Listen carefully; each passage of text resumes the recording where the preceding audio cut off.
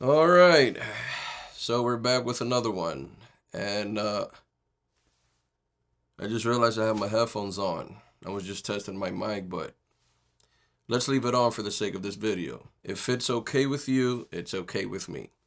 So, because this is a channel of the process of making films, whether it be a short film or a feature film, whatever the case, this channel is about movie making. Um, and I just want to talk about the lessons that I've learned while making my first official film, Julie's Confession. And I just want to go over some things. I have about seven, maybe I toss a bit more. But these are just things that I want to talk about from my experience and how this has benefited me very much. I mean, it was glorious what I learned. I mean, I came out more confident both as a person who makes films and as an individual as well. So, before I get into the topic or into the lessons that I learned, I just want to give you a quick background, and I'm gonna try to make this video as short as possible. But some background on this story. Originally, this story was called Asia's Confession because I had originally written this story for my cousin who had volunteered to participate in it. And because she looks a bit Asian, that's why I named it Asia's Confession. But that never happened. I originally wrote that little script. It was only like 12 pages when I wrote it. And I wrote it for her and a friend of hers. That was about almost 2 years, a year and 8 months around that time. I can't specifically recall the time frame, but it was around that time. And it never happened. She never showed up. And I just basically left that screenplay there. And it was just on my computer. Not collecting dust because, it doesn't collect dust inside a computer. But when I met Zay, and I spoke about this in my other video, when I met him and we began to work, we did Why Do You Love Me? It was a short film. I told him I want to produce one of my own movies. And eventually I started revising Asia's Confession, and I had to change the title because I knew that the person I had originally wrote it for was no longer going to be in it. So I changed it to Julie's Confession. Why Julie? I needed a title, okay? That's just it. I needed a title. But as I began to do some revisions on it, more characters began to develop, more characters began to arise. There was a point where I thought the script was already done, and then I realized I need to add another character because it's missing something. And that's where the character of Jasmine came in, and Melissa, played by Tiana Denise and Crystal Rosa. So it's interesting how something that I wrote for one of my cousins ended up being my first official film. And that wasn't even like in my plans. I just realized I had a script and I just decided to further develop the story. And that was my first official film. So that was just a little bit of backstory so we can get into the gist of what we're going to talk about today. So, the first thing I learned from filming Julie's Confession, apart from the fact that I directed, I also did the cinematography and I did the editing also. So because of that, this is why I learned the things that I learned. So the first thing that I learned, lesson number one is things will change. Okay? Things will change. It's inevitable. I mean, the story literally takes a life of its own and you have to go with it. You have to go with it, okay? You really don't know how things are going to turn out. I mean, I wrote the story the best I could. I did the best in terms of writing and having everything written down, etc., etc. When you begin to film it and then you begin to edit it, that story from directing, being written, being filmed, being edited, it starts to tell you, the individual, how it's supposed to manifest. And I just realized it right away, things will change. Okay, things will change. There were some scenes that I did not include.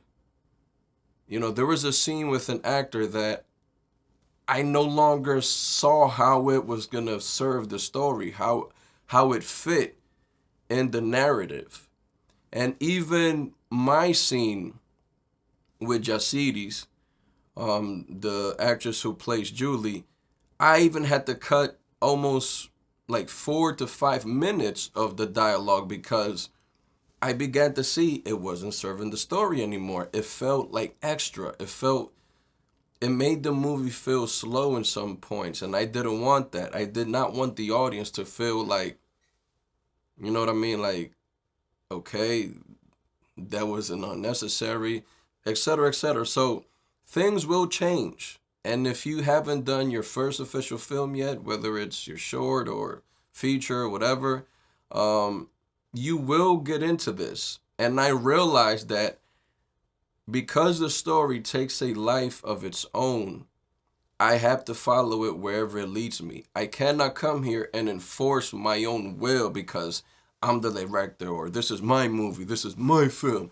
things are going to be done my way. No, I couldn't do that. I knew if I did that, I would ruin the whole project. So I learned right away, like, just go where the story tells you to go. And that's exactly what I did. So for my next project, I'm very well aware I'm going to be as organized as I can. I will do everything to the best of my abilities, but I know that things can and or will change. So that's lesson number 1. Lesson number 2, and this is obvious, but it's one thing saying it is another thing experiencing it. There will be setbacks. There will be setbacks. There was one scene that I literally had to wait 3 weeks to film. And that's because when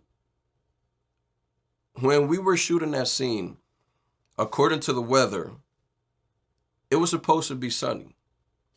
While we were midway filming, it started to rain. So we decided to go inside the house and wait a little bit. And then, it seemed to got sunny a little bit and we went outside again. And while we were filming, it started to rain again. And it basically ended up being a thunderstorm. And I checked the weather to make sure like there wasn't no thunderstorm. And we couldn't finish that scene. And then I had to wait 3 weeks to get that scene done because the weather was not in my favor. I needed the weather to be sunny so, it can match the other scenes of the film. It was just gloomy for like 3 freaking weeks straight. The sun was not coming out. I was mad. I was furious because, I'm ready to film. I have my equipment ready. I'm ready to roll. And the weather wasn't helping me. You know what I mean? So you have to be patient when filming. I experienced the pains of setbacks and I said, you know what? This is part of the process. Just deal with it. Okay? This will happen. And that's the thing also about using natural light and filming outside. Sometimes the weather is at your favor. Other times it's not at your favor. So it's something you can't control. It's something you can't control. So there will be setbacks, and that's just part of the game. Number 3, say less, show more.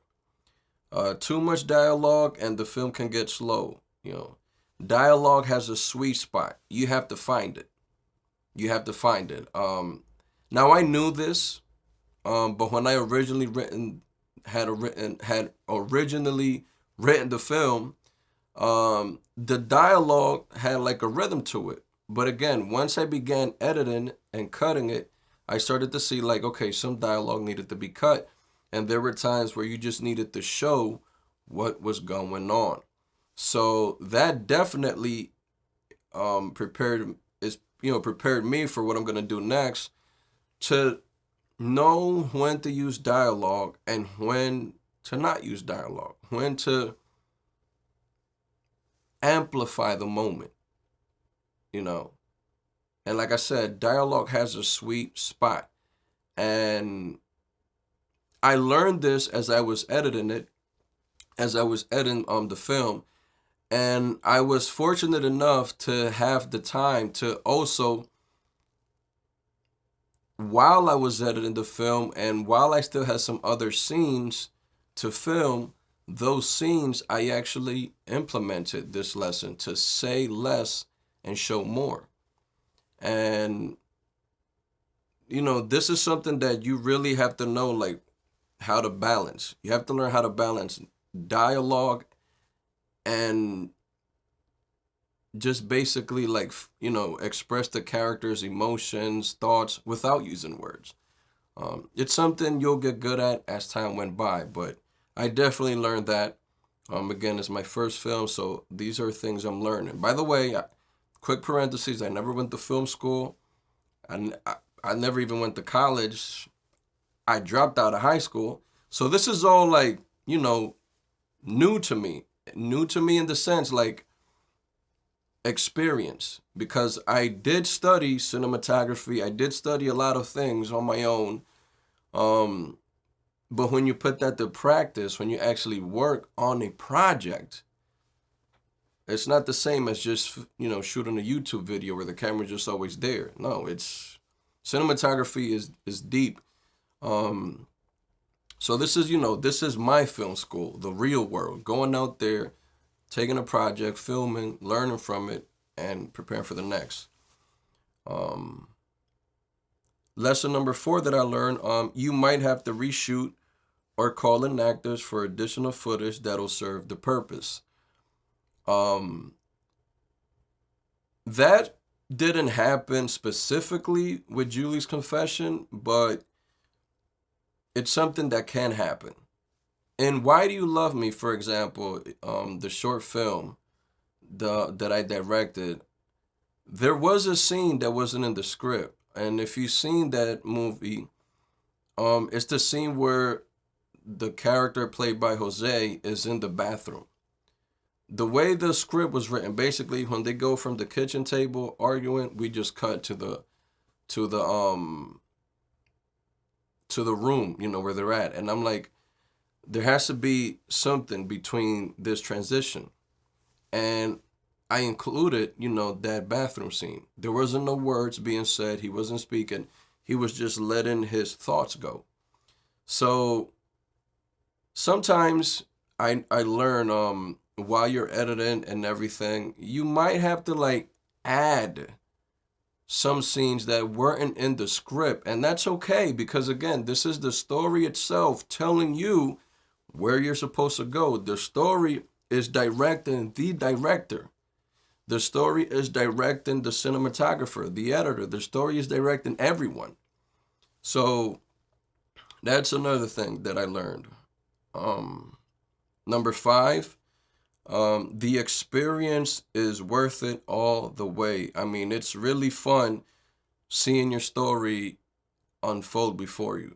I mean, to me, shooting my first official film, I mean, it was just such a tremendous experience that will always stay with me. Some people, they like to travel. Some people, they like to go and visit different countries, Paris. They like to go, explore the world. And, that's some people, And when they go to those places, they take pictures, they take videos, they they just want to show the world, how their experience was in Paris or in Spain, whatever country they go to.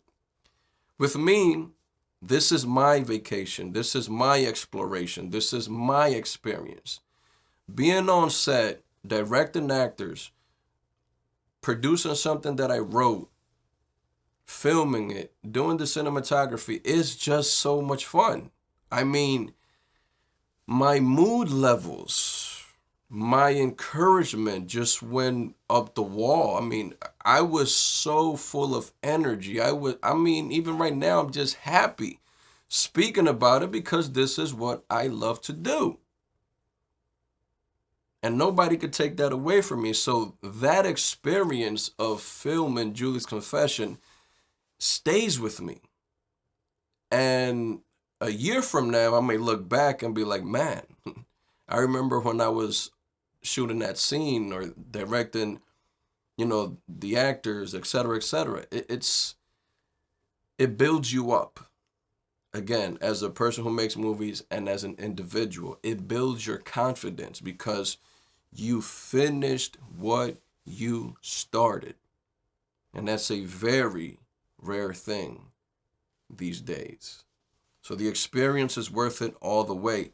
By the way, I was going to pull the plug on this project 2 times because of the setbacks. I was going to quit. And, thank God I didn't, because I would have regretted. But being able to finish what you start is just, thank God, for the human courage. And number 6, again, I just happened to mention it. I went ahead. Lesson number 6 is a big satisfaction seeing the finished product. It builds character and confidence because you finished what you started. Basically what I said, but I didn't realize I skipped it. But before I go to lesson number 7, I'm just going to say real quick, this has to do also with your overall life. When you make a habit of starting something and not finish it, you carry that along your whole way. So when you start a relationship, you're going to do the same thing. You're going to start it and not finish it. You're going to leave it halfway. When you start, learning a course, learning something else, you're always going to leave things halfway because you're making a habit of it. So making films, to me, it just builds your character. It builds confidence because every project that you start and you finish, it empowers you some way that, you can really do what you set yourself to do. So something to keep in mind for, in general, for life itself. And number 7, the lesson that I learned is your work open doors for you. Your work, your project, what you do will open more doors for you. After doing this, I realized that other actors actually wanted to work with me. Now, I didn't know that, but I guess it's because they see what you are capable of doing. They see what you can bring to the table. They see your commitment and your seriousness in what you're doing. And so they respect that and they want to work with you. And I understand it. Actors want to work with a director or producer who knows what the hell he or she is doing and that they know what they want to get. Actors don't want to work with a director that is lost on set. And so I was amazed to realize wow, the people that wanted to work with me because of what they saw. And, even in my family, I had to overcome a lot of stereotypes. I'm not going to mention who, because it's not necessary, but there were many people in my family that, simply looked at me kind of funny because I wanted to do movies. But when they saw the finished product, they were amazed. They were so amazed that some of them even offered me money if I ever needed to fund my other projects. I don't know, I guess they thought that my first official movie was going to be something that looked like it was shot on an iPhone or I don't know, a cheap camera. This is just me speculating, but they literally were in shock when they saw the results. And that's a good thing, you know. You don't want to argue with people who don't believe in you. Just let your work do the talking, you know. But again, you have to know what you're doing and you have to be serious about your work. You cannot play around with this stuff, you know. So these are just, you know, 7 little lessons or big lessons that I learned from filming Julie's confession. And I'm glad, I am happy, I am proud that I learned these lessons because, again, I come out this project more confident that I can do what I set myself to do. Um, I'm glad that I learned these things, that I know, you know, this is the process of how making a movie is. You know, you write it one way, it's directed and filmed one way, and then in the edit room, it comes another way. And that's fine. That's fine. I know some people who are discouraged by that. You know, they want everything to look exactly how it was written. It just doesn't happen, you know, and I'm okay with it. I'm fine with it, you know. Um so, you know, that's all I just wanted to share with you guys.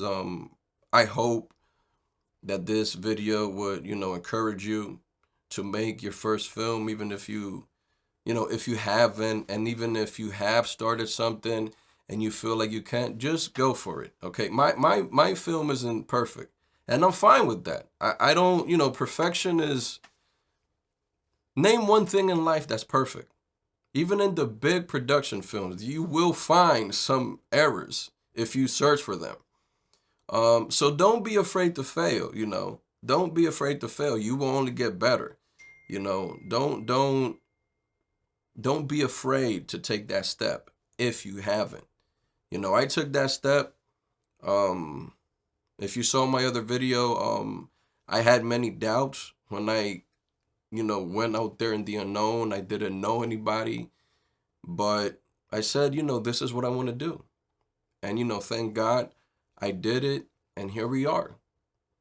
So I hope some of these lessons, you know, may encourage you or teach you anything. And if you have any questions you would like to ask me, you know, write them down to me. My email is in the description below. If you haven't subscribed to this channel, please do so. It will help me a lot. Um, and let's just keep encouraging one another to do what it is we like. So that's all for now, and I will see you guys in the next episode. Take care.